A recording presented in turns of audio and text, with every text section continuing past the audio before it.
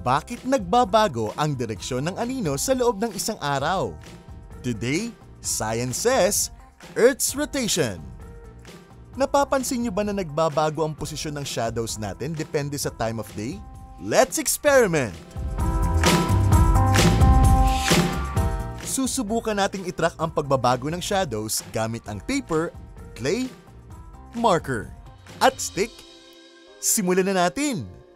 Ilagay ang clay sa gitnang bahagi ng papel at itusok ang stick dito.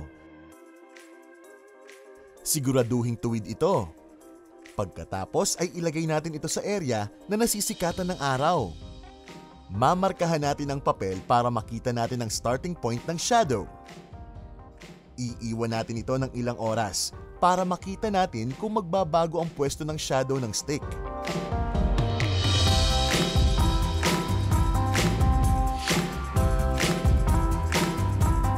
Ang pagbabago ng direksyon ng anino ay dahilan ng Earth's rotation around the Sun. Dito sa Pilipinas, mapapansin na sa simula ng araw, ang anino ay mas mahaba.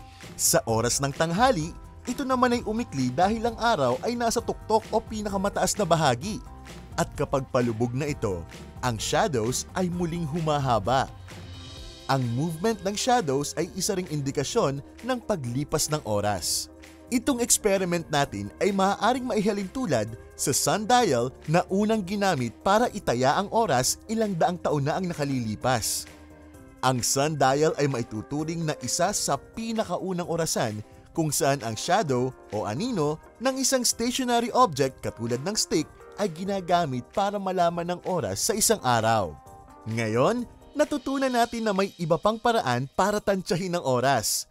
Anino at pagmamatsyag lang ang kailangan. Tune in next time for more fun experiments.